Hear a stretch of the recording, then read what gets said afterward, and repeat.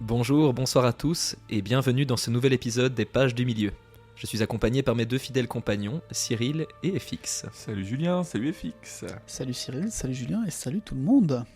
Après avoir sommairement rencontré Grandpa au poney fringant lors du précédent chapitre, nous allons aujourd'hui, dans la chaleur de cette auberge animée, en apprendre un peu plus sur lui, mais également recevoir des nouvelles d'un magicien qui n'est jamais en retard, ni en avance d'ailleurs.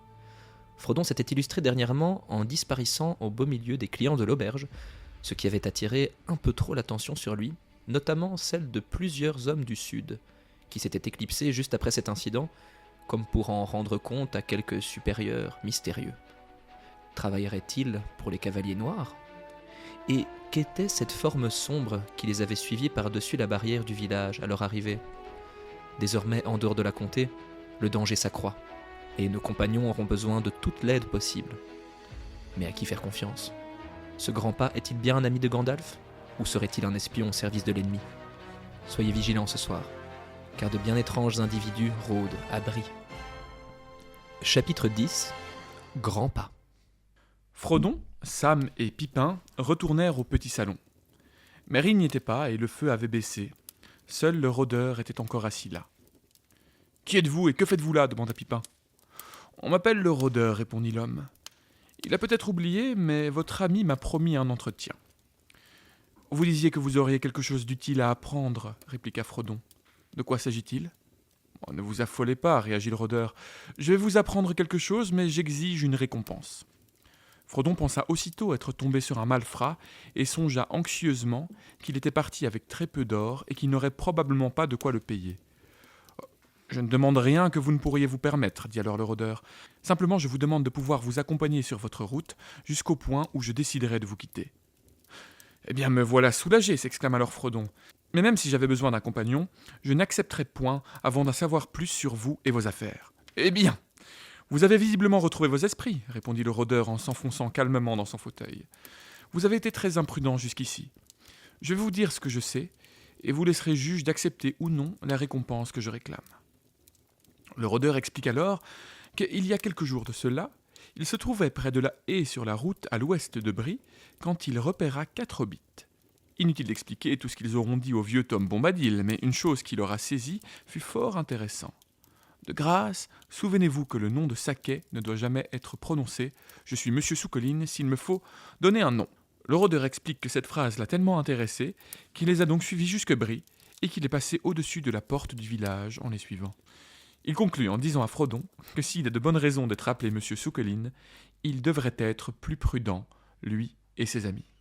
Donc Cyril, à ce moment-là, parce que là j'avais une hésitation, tu dis que en fait c'est Grandpa qui est passé par-dessus la barrière, parce que dans le chapitre précédent en fait on voulait en parler avec FX et Je crois que j'ai raté la phrase dans mon on passage. a oublié d'en reparler finalement, mais il est dit dans le livre en une phrase très brève quand il passe la porte après le garde Harry, qu'une ombre soudain passe par-dessus la barrière et se glisse entre les maisons, et on n'en sait pas plus. Et du coup, moi, en le lisant, je me disais, est-ce que ça va encore donner de l'eau à notre moulin sur cette... La fameuse théorie. Est-ce que ce sont les Cavaliers Noirs, ou est-ce que c'est Gollum encore ? Moi, je m'étais dit, ça pourrait être encore Gollum. Mais donc, alors, c'est Aragorn qui passait...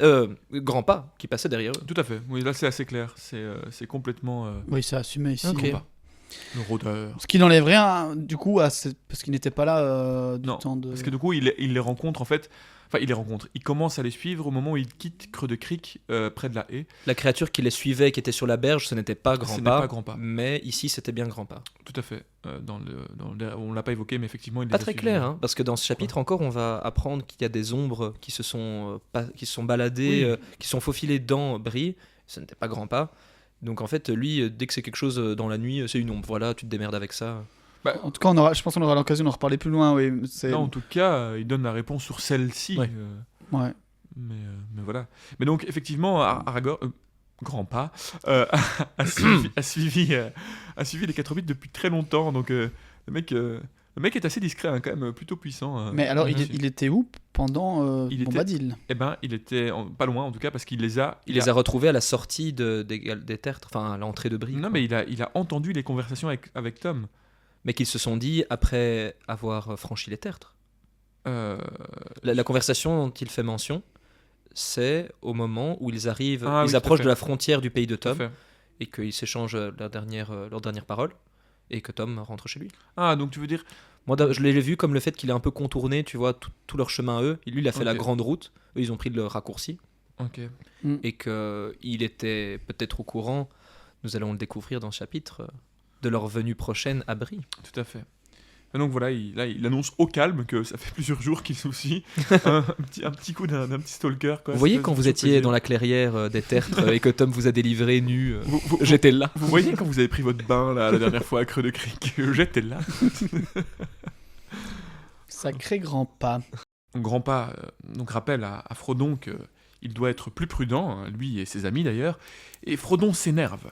Il ne voit aucune raison pour laquelle son nom pourrait intéresser qui que ce soit à Brie. Et si ce cher rôdeur en a une suffisante pour espionner les conversations des voyageurs, il ferait mieux de lui expliquer tout de suite. Bien répliqué, s'exclame alors le rôdeur en riant. Mais j'étais à la recherche d'un certain monsieur Saquet de Comté, et je voulais le trouver rapidement. J'ai cru comprendre qu'il transportait un secret, disons, d'importance pour mes amis et moi. Frodon se lève de son siège, et Sam bondit, l'œil mauvais. Le rôdeur les calme alors rapidement. Il n'y a aucun doute qu'il serait encore plus prudent avec ce secret que ces 4 hobbits réunis. Il se penche alors, et appuyé d'un regard insistant, il dit à voix basse « Surveillez chaque ombre. Des hommes en noir ont traversé Brie à cheval. » Il y eut un silence, et puis Frodon dit à Pipin et Sam « J'aurais dû m'en douter à la façon dont le gardien nous a accueillis. Et l'aubergiste semble avoir eu vent de quelque chose. Pourquoi insister pour que nous rejoignions les autres? Nous aurions dû être plus prudents. » Il aurait mieux fallu, en effet, approuva le rôdeur. Mais il se trouve alors plus rassurant quant à l'aubergiste. Bien qu'il l'eût empêché de rentrer plus tôt dans la soirée, M. Poire de Beurré n'avait rien d'un méchant homme. Il se méfiait simplement des gens louches. Et le rôdeur en avait bien la carrure. Il espérait maintenant pouvoir faire plus ample connaissance avec Frodon, et surtout qu'il lui explique le final du grand tour de chant de plus tôt dans la soirée. Frodon s'écrie alors que ce n'était qu'un accident, et puis pas si grave. Visiblement les cavaliers l'avaient raté et étaient déjà repartis. Ne croyez pas cela, s'exclame alors le rôdeur, le ton grave, les yeux froids et durs. Ils reviendront. Ils sont plus nombreux. Je les connais. Il continua en expliquant que certaines personnes à Brie n'étaient pas dignes de confiance. Bill Fougeron, par exemple.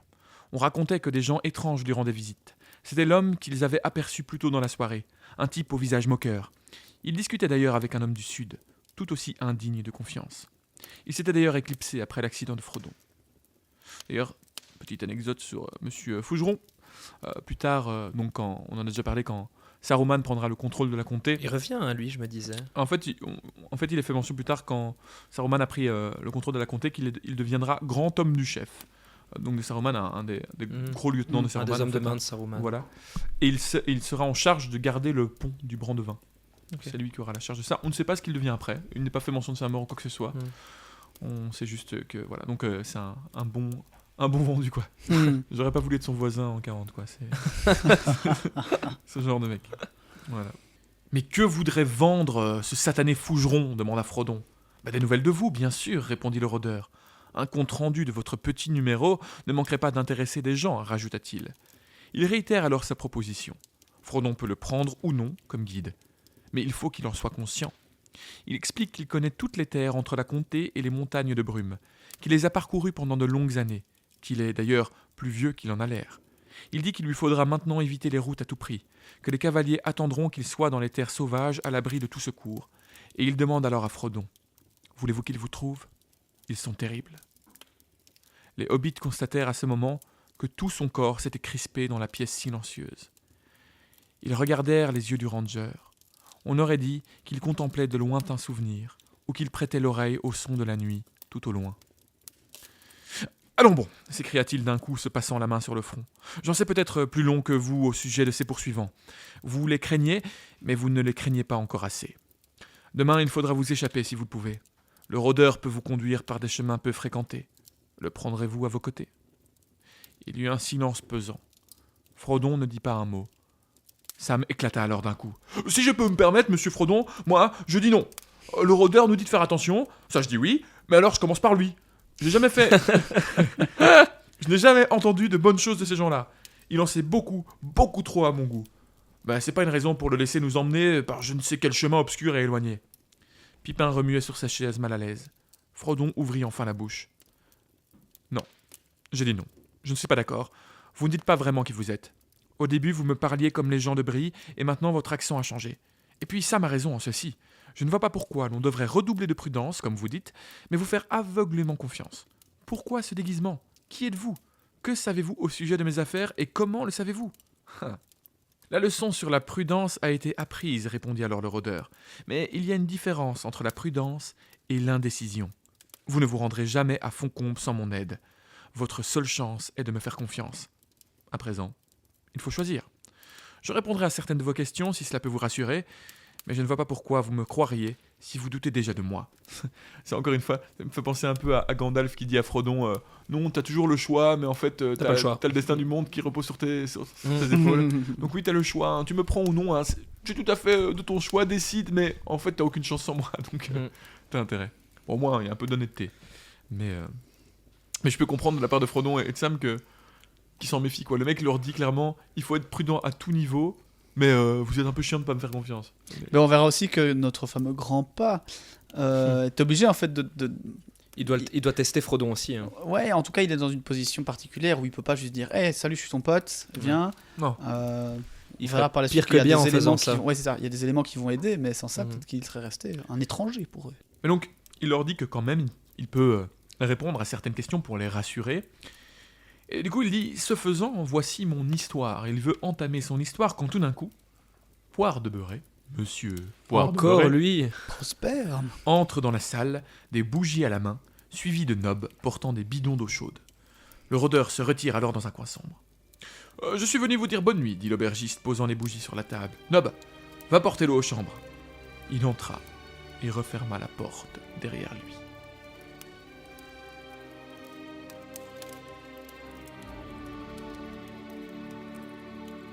Prosper Poire de Beurré reprit. Bon, tout d'abord, je voulais vous prévenir que si j'ai causé du tort, je le regrette. Mais une chose en entraîne une autre, je suis un homme très occupé, j'ai une semaine fort chargée, ma mémoire mise à rude épreuve, enfin, bref.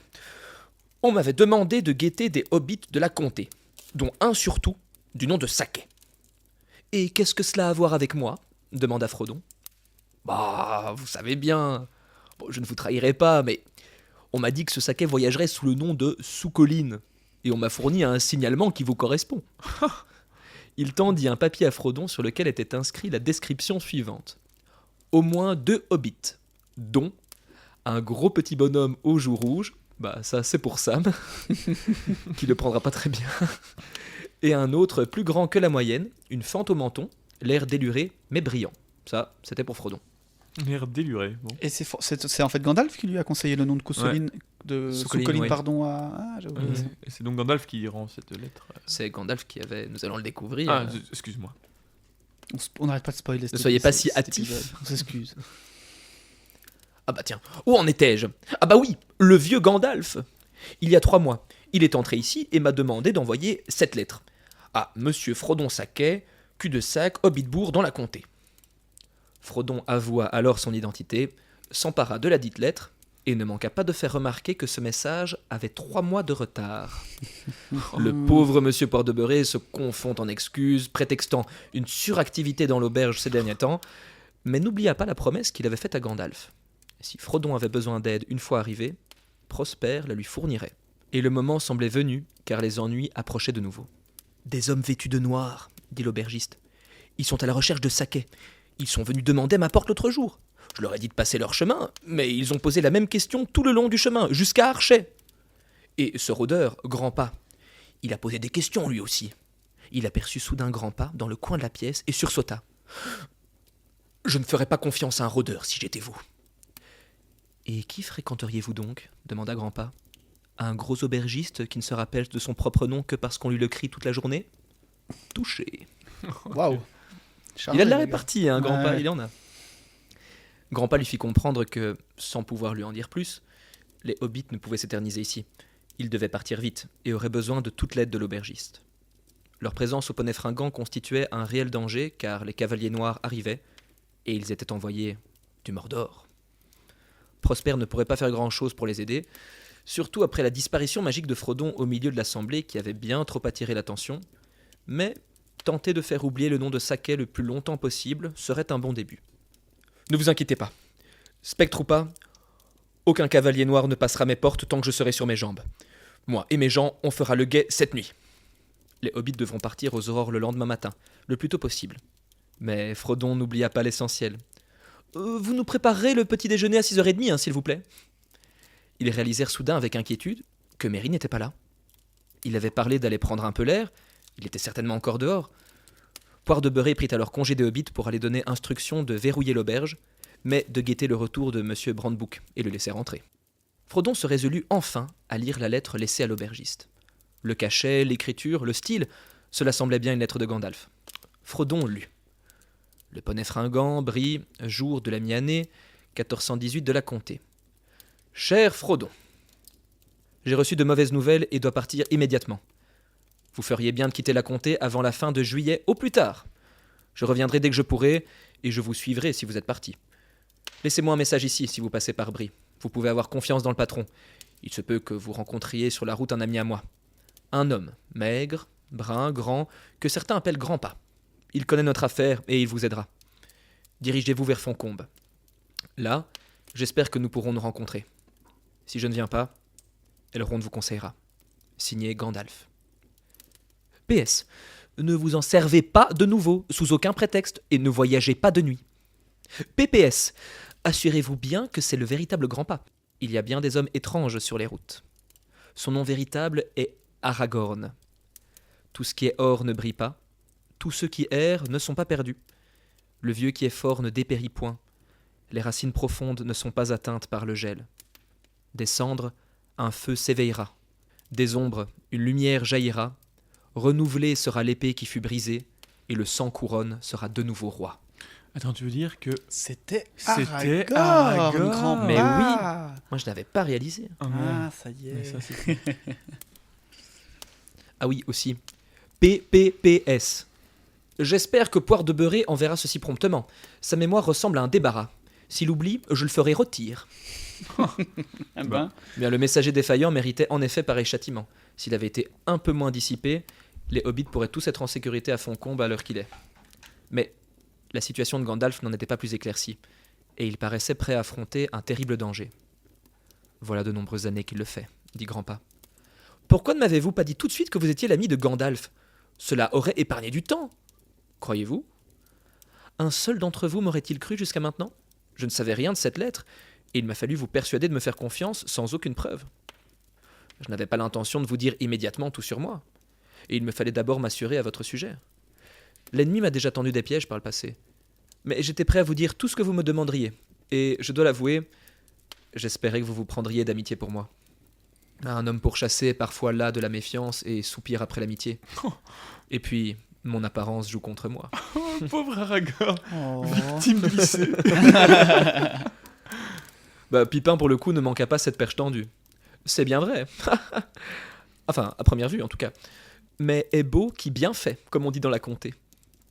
La lecture des mots de Gandalf leur redonnait courage, tandis que Pipin et Frodon baissaient leur garde vis-à-vis du rôdeur. Mais Sam n'était toujours pas convaincu, et il continuait de se montrer méfiant.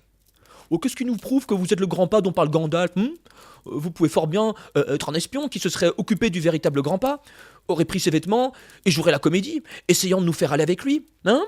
Qu'en dites-vous » Vous êtes un vaillant garçon. Mais la seule réponse que j'ai à vous faire, Sam Gamgee, est celle-ci. Si j'avais tué le véritable Grand'Pas, j'aurais déjà pu vous tuer vous aussi, car... Et si je cherchais l'anneau, je pourrais l'avoir dès maintenant. Et il dit ceci tout en se levant et en rejetant son manteau. Il paraissait soudain si grand, et dans ses yeux brillait une lumière pénétrante et imposante. Sam était immobile, bouche bée, à le regarder avec des yeux écarquillés, tandis que le rôdeur portait la main à la garde de son épée. Je suis bien le véritable Grand'Pas. Je suis Aragorn, fils d'Arathorn.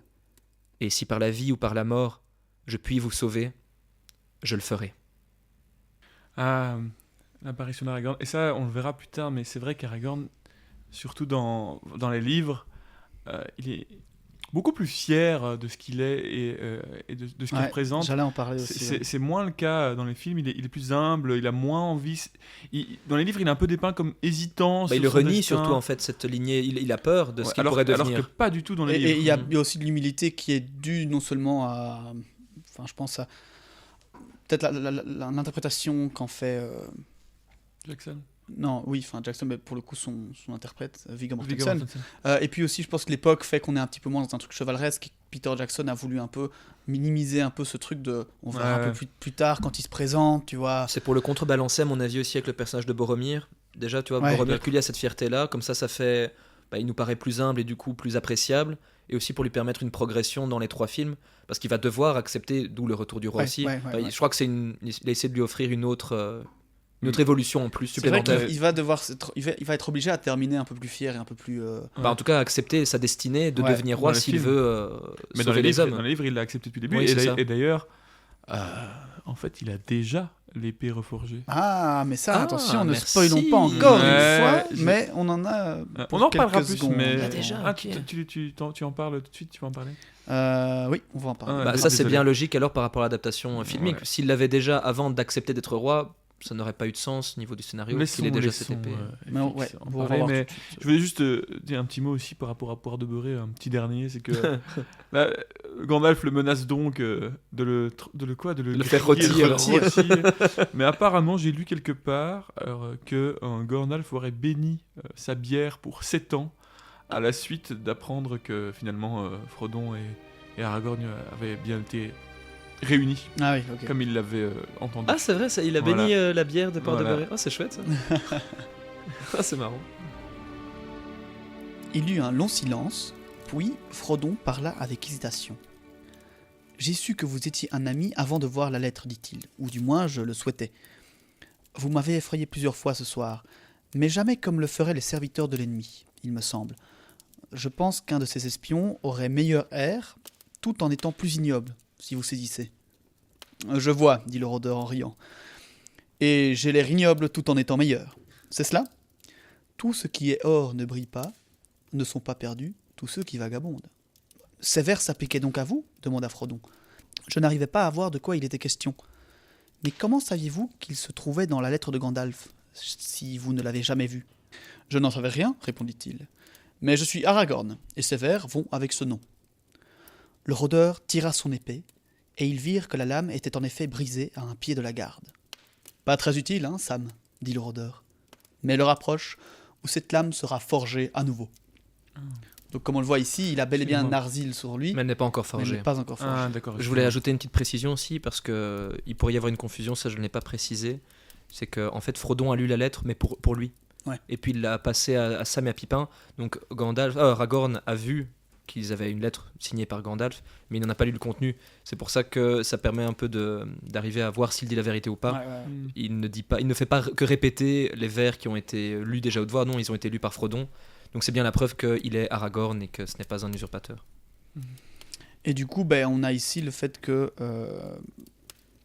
qu'il a bel et bien sur lui Narsil, même Mhm. si elle est encore brisée. Enfin, C'est c'est ça. un lourd symbole. Donc, comme tu dis, le fait d'accepter. Oui, il n'est pas encore forgé, Ouais. je fais une erreur en disant ça. Mais... Parce Et qu'il elle y se a. trouvait à Fontcombe dans le film, c'est ça, Oui, quand tout à il fait. arrive. Alors, en fait, il y a plusieurs choses qui sont à Fauconde, donc notamment les fragments de Narsil, Mhm. le sceptre de l'Anuminas, qui sont aussi déposés chez Elrond, et Qu'est-ce aussi. que le sceptre de la Numinas? C'est un sceptre en fait qui revient au roi de Numénor. Ah. Un sceptre étant un espèce de donc un bâton d'argent. Voilà, Ok. Fort bien. je ne trouve pas d'image nécessairement. Et il y a aussi notamment le Elendilmir, qui est une espèce de gemme magnifique taillée que Sur le casque Elendil d'Elendil. avait. Ouais, que Ouais. Elendil avait. Donc 3 gros objets très importants qui ont été déposés pour la sécurité chez Elrond. Voilà. Mais c'est vrai que je trouve intéressant qu'il l'ait sur lui, quoi. Il a sûrement Ouais. son autre épée, mais il a le, Parce que pour le vraiment, symbole, quoi. il est déjà très attaché à son héritage, il veut reconquérir son héritage dans les livres, et c'est vraiment un trait de caractère qu'il n'avait pas Mhm. dans les films du tout. Eh bien, poursuivit le rôdeur, avec la permission de Sam, nous dirons que l'affaire est réglée. Le rôdeur sera votre guide. Et maintenant, je crois qu'il est temps d'aller vous coucher et de vous reposer comme vous le pourrez. Une dure route nous attend demain. Même si nous parvenons à quitter Brie sans encombre, nous ne pouvons guère espérer partir sans être remarqués, à présent. Mais j'essaierai de m'esquiver aussi vite que possible. Je connais une ou deux façons de quitter le pays de Brie autrement que par la grande route. Si jamais nous parvenons à semer la poursuite, je me dirigerai vers les monts Venteux. Les monts Venteux, dit Sam. Qu'est-ce que c'est que ça ? Il s'agit d'une colline un peu au nord de la route, environ à mi-chemin entre Brie et Foncombe. Elle domine toutes les terres environnantes et nous permettra de regarder alentour. Gandalf cherchera également à s'y rendre, s'il nous suit. Après les Monts Venteux, notre voyage deviendra plus ardu, et nous aurons à choisir entre plusieurs dangers. « Quand avez-vous vu Gandalf pour la dernière fois » demanda Frodon. « Savez-vous où il est ou ce qu'il fait » Le rôdeur eut un air grave. « Je ne le sais pas, dit-il. Je suis venu dans l'Ouest avec lui au printemps. J'ai souvent fait le guet aux frontières du comté ces dernières années, alors qu'il était occupé ailleurs. Il laissait rarement votre pays sans protection. Nous nous sommes vus la dernière fois le 1er mai, au guet de Sarn, en aval sur le Brandivin. Il m'a dit que ces discussions avec vous s'étaient bien passées et que vous vous mettriez en route pour Faucombe dans la dernière semaine de septembre. Comme je le savais auprès de vous, je suis parti en voyage de mon côté, et cela s'est avéré néfaste, car des nouvelles lui sont parvenues à l'évidence, et je n'étais pas là pour l'assister. Je suis inquiet pour la première fois depuis que je le connais. Nous aurions dû recevoir des messages, quand bien même il aurait été retenu. À mon retour, il y a de cela bien des jours, j'ai eu vent des mauvaises nouvelles. Le bruit courait partout comme quoi Gandalf manquait à l'appel, et les cavaliers avaient été vus. Ce sont les gens de Gildor qui me l'ont appris. Et plus tard, ces mêmes elfes m'ont dit que vous étiez parti de chez vous. Mais on n'a entendu nulle part que vous aviez quitté le pays de Bouc. Voilà un moment que je surveille la route de l'Est avec appréhension. Croyez-vous que les cavaliers noirs aient quelque chose à voir là-dedans ? Avec l'absence de Gandalf, je veux dire ? Demanda Frodon. Je ne vois pas quoi d'autre aurait pu lui faire obstacle, hormis l'ennemi lui-même, dit le rôdeur. Mais ne perdez pas espoir. Gandalf est plus grand que vous ne le croyez dans le comté. D'ordinaire, vous ne voyez que ses jouets et ses plaisanteries, mais cette affaire qui nous préoccupe sera sa plus grande tâche. Pipin bâilla. Ils sont contre-fous, Pipin. Je suis désolé, dit-il, mais je suis mort de fatigue. Malgré tous les dangers et toutes les inquiétudes, je dois aller me coucher au risque de dormir sur ma chaise. Où est cet étourdi de Merry ? Ce serait bien le comble si nous devions aller dans le noir à sa recherche. À cet instant, retentit un bruit de porte, suivi de bruit de pas. Merry arriva dans le salon, suivi de Nop. « Je les ai vus, Frodon. Je les ai vus, les cavaliers noirs. » Il était resté dehors pour admirer les étoiles quand une ombre est passée, puis s'est esquivée. Le rôdeur fut sursauter Merry, qui ne l'avait pas vue, en lui demandant de quel côté elle était partie. « Elle a semblé filer par la route, vers l'est, poursuivit Merry, et j'ai essayé de la suivre. » Le rôdeur le considéra avec étonnement. « Vous avez le cœur solide, dit-il, mais c'était fou de votre part. » C'est ce que me disait mon cardiologue la semaine dernière. Et c'était fou de faire quoi ? Faire la fête jusque pas d'heure ? Je n'en dirai pas plus. Je ne sais pas, dit Merry, ni courageux ni imprudent. Il me semble... Je ne pouvais pas résister. C'est comme si quelque chose m'attirait. Quoi qu'il en soit, j'y suis allé et j'ai soudain entendu des voix près de la haie. Et je pense que c'est pour ça que je parlais tout à l'heure du fait qu'il y a des... Tu vois, cet appel de l'anneau que Frodon a eu. Bon, en tout cas, là, ce n'est clairement pas Gollum, c'est vraiment les spectres de l'anneau et peut-être leurs serviteurs. Oui, non, là, clairement. Bon, on va en reparler encore plus loin. C'est clairement de... Peut-être que là, c'est un peu plus explicite qu'ils parlent en parler noir, tu vois, la langue du Mordor. Ah, peut-être, ouais. Ouais. Donc l'une de ces voix marmonnait, et l'autre chuchotait ou sifflait. Je n'entendais pas un seul mot de ce qu'elle disait. Je n'ai pas fait un pas de plus, car je me suis mis à trembler de partout. Je ressentais une peur horrible. Alors j'ai fait demi-tour, et j'allais revenir ici en courant, quand quelque chose s'est glissé derrière moi, et je suis tombé. C'est Nub qui l'avait trouvé, envoyé par Prosper avec une lanterne. Il arrivait près de chez Bill Fougeron et a vu 2 hommes penchés sur quelque chose. Il cria, et les hommes disparurent. Merry était étendu sur le sol, l'air endormi. J'ai cru que j'étais tombé au fond de l'eau. Il m'a dit quand je l'ai secoué. Il était très bizarre et aussitôt réveillé, il s'est relevé et a couru jusqu'ici comme un lièvre. Je ne sais pas ce qui m'est arrivé. Moi, si, dit le rôdeur. Le souffle noir. Les cavaliers ont dû laisser leurs chevaux hors les murs et passer secrètement la porte du sud. Ils connaîtront maintenant toutes les nouvelles, car ils ont rencontré Bill Fougeron. Et cet homme du sud était sans doute un espion, lui aussi. Il peut se passer quelque chose dès cette nuit, avant que nous quittions le village. Que va-t-il se passer, dit Merry. Vont-ils attaquer l'auberge ? Le coureur les rassure. Ils ne sont pas encore tous là et opèrent dans l'ombre. Ils n'attaqueront pas ouvertement une maison éclairée où il y a beaucoup de monde. Pas tant qu'ils ne seront pas à la dernière extrémité, que les longs lieux de l'Ériador s'étaleront encore devant nous. Mais leur pouvoir réside dans la terreur, et certains abris sont déjà sous leur emprise. Ils conduiront ces misérables à quelques méfaits. Fougeront, certains des étrangers et peut-être aussi le gardien de la porte. Ils ont discuté avec Harry à la porte de l'Ouest ce lundi dernier. Je les guettais. Il était blanc comme un linge quand ils l'ont quitté et il tremblait. On dirait que nous sommes entourés d'ennemis, dit Frodon. Qu'allons-nous faire ? Restez ici. N'allez surtout pas dans vos chambres. Ils n'auront pas pu manquer de découvrir quelles elles sont. Les chambres de Hobbit ont des fenêtres qui regardent au nord et qui se trouvent près du sol. Nous allons rester tous ensemble ici et bloquer cette fenêtre. Et la porte aussi, bien sûr. Mais d'abord, Nob et moi irons chercher vos bagages. Une fois le rôdeur parti, Frodon expliqua tout à Merry. Nob, lui, a froissé les draps et placé un oreiller sous les couettes. Dans le salon, ils mirent un fauteuil contre les portes et fermèrent les fenêtres ainsi que les volets. Le rôdeur alimenta le feu et souffla toutes les bougies. Ils se mirent sous les couvertures et bavardèrent quelque temps. Sauta par-dessus la lune, ricana Merry, tout en s'enroulant dans sa couverture. Assez ridicule de ta part, Frodon, mais j'aurais aimé y être, juste pour voir. Les braves gens de Brie en parleront encore pendant 100 ans. Je l'espère, dit le rôdeur. Tous demeurèrent alors silencieux, puis, un à un, les hobbits succombèrent au sommeil. Déjà ce passage où, je sais pas si c'était clair, mais Nob, donc ils vont chercher les valises, et puis Nob va dans la chambre, et ils mettent des couvertures en dessous de... Enfin, ils mettent des coussins en dessous des couvertures pour faire croire qu'il y a quelqu'un qui dort. C'est amusant que ce piège était même déjà écrit. Moi, je pensais que c'était une invention des films. Je me disais, allez, c'est trop énorme que ce soit dans les livres déjà. Et en fait, si. Et alors, il faut rajouter que là, ils mettent des édredons, etc., mais ils rajoutent aussi des espèces de poils, etc., pour, genre des, pour faire de des balais. fausses têtes. Ouais. Donc, ils se donnent quand même du mal. Ils sont un peu idiots, hein, quand même, les cavaliers noirs. Ils vont même pas regarder ce qu'il y a sous les draps, quoi. Oui, Ils après, tapent dans le tas. tu donnes un coup d'épée, puis tu te rends compte qu'il n'y a personne, mais oui, ça va. Allez. Et après, ils vont même pas chercher les autres chambres, je sais pas. Mais J'ai c'est vrai toujours trouvé ça un peu faible de leur part. Ouais, peut-être. Mais bon. Mais c'est vrai que du coup, il y a...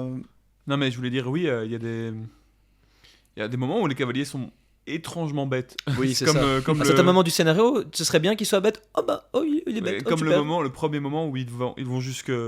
Ils s'approchent, ils sont tout près de Frodon, ils doivent le sentir cul-de-sac. l'anneau.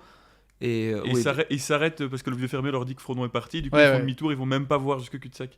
bah, déjà ça, et surtout aussi quand ils sont. À un moment, il y en a un qui s'approche, qui est à même pas 2 mètres de Frodon, et juste parce qu'ils entendent les elfes, ils s'en vont.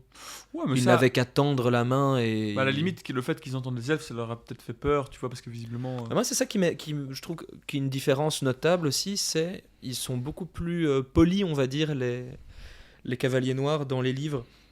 Ils ont vraiment besoin d'être dans la pénombre, qu'il y ait très peu de gens. Et Ouais, on c'est dit qu'ils ne pourraient s'attaquer à Frodon qu'en cas d'extrême nécessité. Dans le film, c'est peut-être le cas aussi, mais ça ne se voit pas. On se dit juste, dès qu'ils ont l'opportunité, ils attaquent Frodon. Et il se trouve que c'est à chaque fois, quand c'est la nuit, qu'ils sont seuls. Mhm. Mais tu les vois quand même, ils rentrent dans l'auberge, qui, il se trouve, a été vidée. Et ils vont dans une chambre qui est en fait vide.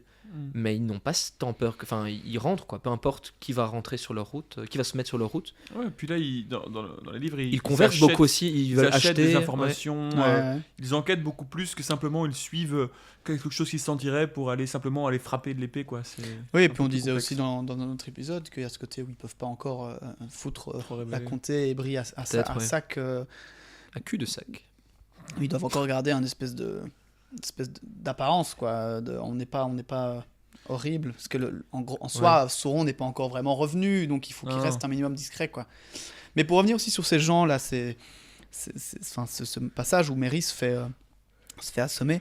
Donc bon, ce sont des cavaliers noirs ou ce sont parce qu'il y en a un qui sifflait. Mais le souffle noir, ça c'est... Moi je connaissais ça, j'avais complètement oublié que c'était dans les livres. Je connais cette attaque juste par des jeux Des vidéo. jeux vidéo. Dans les jeux vidéo, c'est une attaque qui est souvent donnée au roi sorcier ou au Nazgûl. C'est, je crois, une attaque qui permet d'aspirer des points de vie ou des points de magie et qui rebooste son émetteur. Mais Et du coup, en fait, ouais. du coup ouais, voilà d'où ça vient en fait l'inspiration. Donc j'imagine que c'est un souffle similaire à celui qu'on entend dans les films. Ce son strident, aigu, qui ressemble à un cri sifflé, Bah, qui, même pas, là, qui terrorise et qui en même temps Ouais. peut aller jusqu'à le... Là, je crois qu'il n'y a pas de s'évanouir. cri. Il dit tout simplement. Donc j'ai cru que j'étais tombé dans l'eau. Bon, il lui a jeté un sort. Voilà. quoi, Et je ne sais pas ce qui m'est arrivé. Enfin soit. Et puis le rôdeur dit bah là c'est le souffle noir. Et donc Hmm. plus haut ils disent aussi qu'il y en a l'un d'entre eux marmonnait, l'autre chuchotait ou sifflait.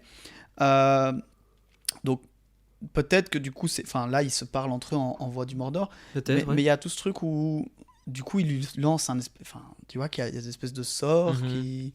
Ouais. Et je reviens avec cette idée un peu plus de personnage magique. Enfin bon, pour le coup, on sait très bien que les cavaliers noirs sont magiques, mais qu'en fait ils utilisent un peu des sorts, le souffle noir, etc. Et que voulait-il faire à Merry aussi? Ils sont des formes. Que veulent-ils faire? Pourquoi partent-ils aussi facilement alors que Nob arrive? Comme on le disait, ils sont un peu pas toujours malins, mais en même temps, ils disparaissent comme ça, quoi. Donc Nob crie un coup, hop, les ombres disparaissent. Donc ils sont aussi ce côté. On peut pas se faire voir. Voilà. Est-ce que c'est peut-être parce qu'ils ont entendu que quelqu'un les observait et Ouais. qu'ils ont voulu le choper? Ou alors ils avaient déjà compris que ils ont peut-être eu l'occasion d'observer et de voir que Merry était un des compagnons de Frodon. Et par contre, le fait de reparler d'eux comme ça, comme un peu plus encore une fois comme des spectres habillés de noir et en étant des ombres, ça me refait penser à ce fameux, à notre fameuse théorie de Gollum. Je sais pas si vous, moi, ça pourrait me conforter un peu plus dans le sens que, en fait, sur les quais sur ce petit bac là, les quais du bac, c'était un cavalier noir. Après, visiblement, tout le monde s'accorde à dire que Oui, c'est un bien cavalier sûr. noir. Nous sommes les seuls à essayer d'appuyer cette théorie-là. Moi, je préfère Voilà. croire que sur la berge, c'était quand même Gollum. Mm. Je préfère, même si je pense que fondamentalement, c'était un cavalier noir. Ouais. Je trouve ça plus amusant de se dire qu'il n'était pas bloqué dans la Moria pendant des mois et Pendant qu'il un était en mois, fait ouais. sur leurs traces avant Aragorn même. Je trouve ça super Ça, trépidant. ce serait De génial. dire qu'en fait Aragorn il pense qu'il était derrière les hobbits et qu'il les protégeait un peu, alors qu'en fait il y avait Gollum qui était encore derrière lui et qui pestait de pas pouvoir choper son anneau. Ouais. Eh bien c'est la fin de cet épisode. Avec FX et Cyril, j'aurai le plaisir de vous retrouver dans une semaine pour le prochain chapitre, un poignard dans le noir. Il faudra vous armer de bravoure car nous quitterons Brie en hâte, les cavaliers noirs aux trousses, pour continuer notre route vers Foncombe. Et bien des périls peuvent encore atteindre nos robustes hobbits, car les spectres ne sont pas loin, et ils pourraient bien déjà réussir à mettre la main sur l'anneau. Si cet épisode vous a plu, n'hésitez pas à lui laisser une note sur la plateforme avec laquelle vous l'avez écouté. Partagez-nous vos remarques, questions ou réflexions sur notre page Facebook ou Instagram, les pages du milieu, ou par mail, lespagesdumilieu@gmail.com. Merci de nous avoir écoutés, et à la semaine prochaine. À la semaine prochaine. Salut à tous. Ciao, bonne semaine.